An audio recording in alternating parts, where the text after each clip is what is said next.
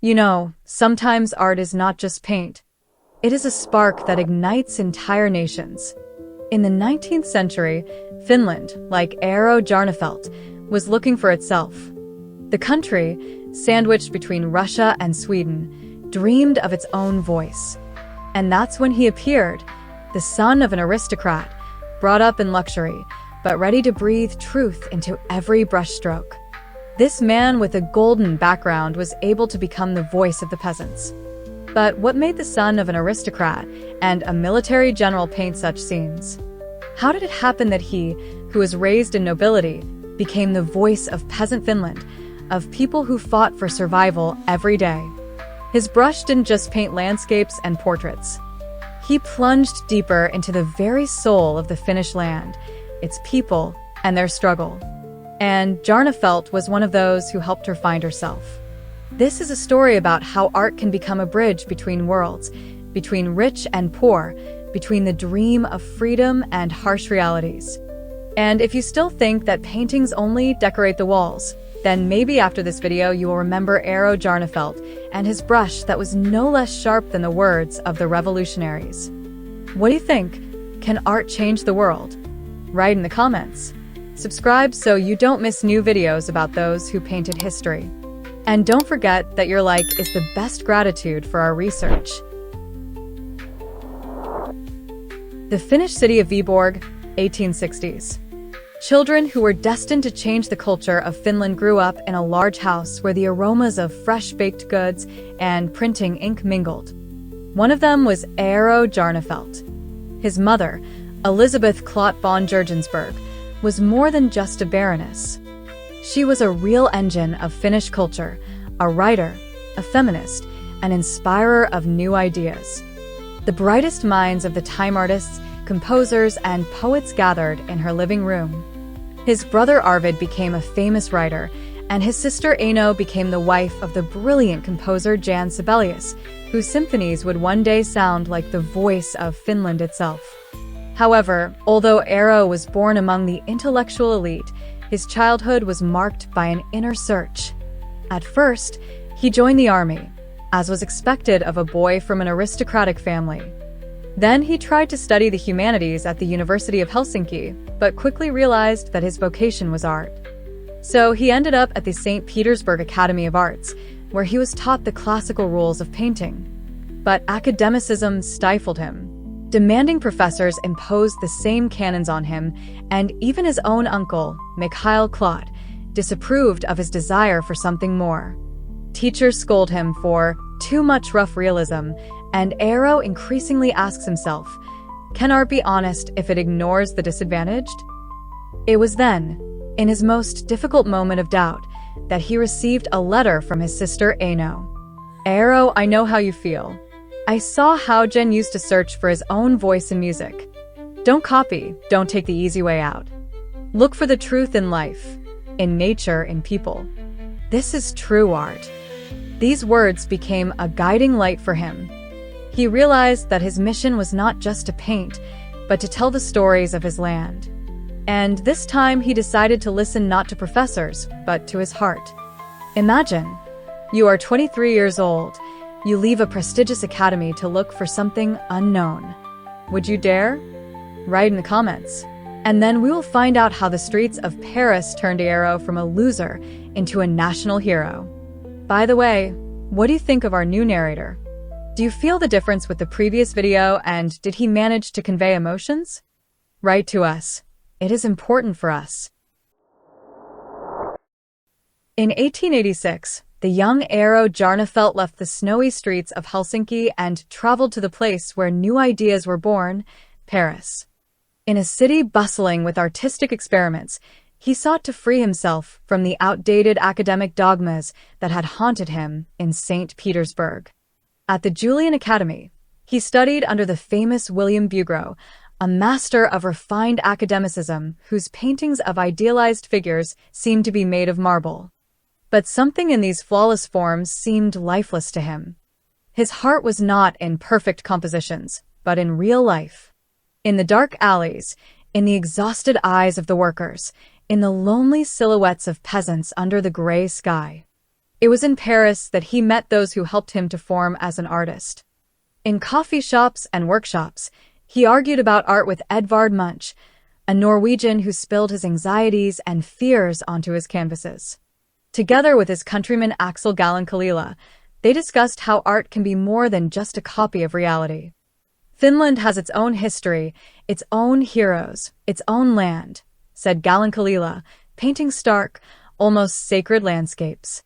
But its people also have a voice. Not only the heroes, but also those who work, who live in the shadows, Jarnefelt argued. These conversations changed him. From now on, he is no longer just an artist. He is a witness, a chronicler, someone who will show the world the real Finland. It was a breakthrough for Eero. He had finally found a language that didn't require translation, a language of emotions that even those who had never seen the Louvre understood. It was here, in Paris, that Jarnefelt was born, whose work would later be called a window into the soul of Finland. But that's another story. After Paris, Finland greeted him with deep pine forests and silent lakes. But something was different. Jarnefelt saw his homeland in a new way, not as a background for life, but as the main character of his work. Now his eyes are not looking for St. Petersburg or Paris, but for the harsh beauty of Karelia. This land, where pine trees sprouted through rocks and peasants communicate with nature as with a relative, became his inspiration. Why did he choose this place? Because Karelia was a place where the Finnish soul did not hide its scars. The remote corners where people lived the way their ancestors had for centuries. He was interested not only in the landscapes but also in the stories of the peasants who worked from morning to night, struggling with the land and nature. He painted their exhausted bodies, wrinkled faces, and hands cracked from hard work. One of his most famous paintings was Under the Yoke, also called Burning the Brushwood. In it, people are burning down undergrowth to free up land for crops. The flames eat dry branches, and black smoke rises to the sky, mixing with the red light of the sun. But at the center of the scene is a woman's face, illuminated by a glimmer of hope. This painting is a symbol of Finland itself. For centuries, this land was ruled by foreign empires, and its people worked for no one but themselves. But now, in 1917, the country was finally approaching its freedom. Jarnefelt was not a politician, but his art spoke louder than any manifesto. His paintings highlighted not only the beauty of the northern land, but also the strength of its people. And when Finland gained independence, his paintings had already become its visual symbol. He didn't just paint landscapes, he painted struggles. And in this struggle there was always a place for light. Some called him the voice of the unheard. But Eero denied it. I only show what already exists. True art is a mirror, not a fiction.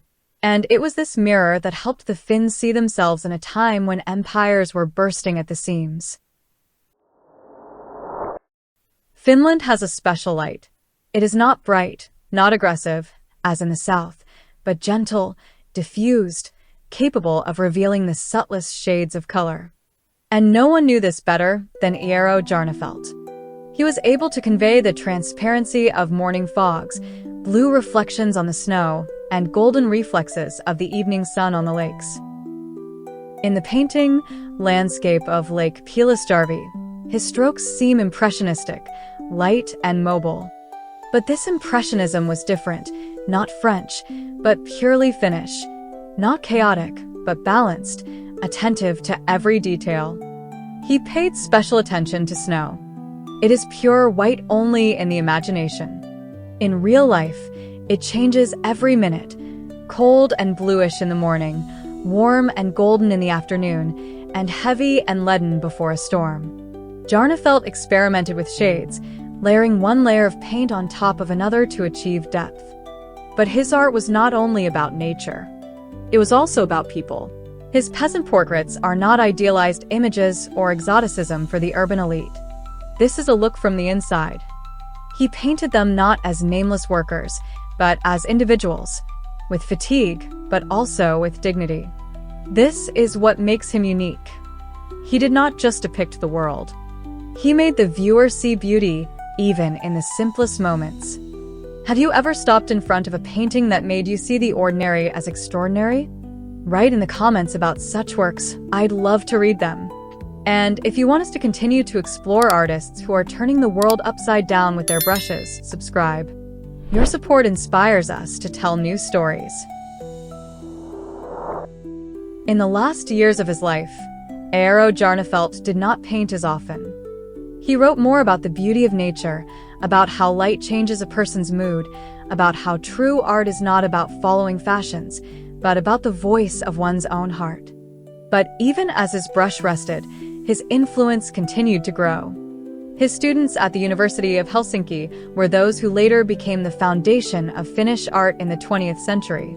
He taught not only technique, but also the ability to see the world not just to paint the sky, but to notice how the wind changes in it. His lessons left an imprint on the works of Eero Jarnefelt, Leonard Segerstrail, and Martha Wendelin. He told his students, "The truth does not need to be embellished. It requires courage." But, as in every large family, not everything was smooth sailing. His wife, Simi Swan, once a famous actress, withdrew from the world and became immersed in religion. Their relationship became increasingly strained over the years. And his sister Aino, who had once inspired him to find his own path, lived a difficult life next to the composer Jan Sibelius, who was struggling with his own demons. Nevertheless, Jarnefelt left behind not only paintings, but also a whole philosophy. His works can be seen today at the Finnish National Gallery, the Joensuu's Museum of Art, and the Atheneum Art Museum in Helsinki. The best way to experience his legacy is to travel to Karelia, to the harsh but majestic places he painted all his life. Because every time the Finnish sun sinks below the horizon and the sky shimmers from blue to crimson, it's not just an evening. It is a picture that Jarnefelt left for every Finnish heart. If this story has lit a spark in you, let us know. Subscribe so you don't miss new stories about those who made history. Your like is our inspiration. And we're moving on to meet new stories. Thank you for being with us.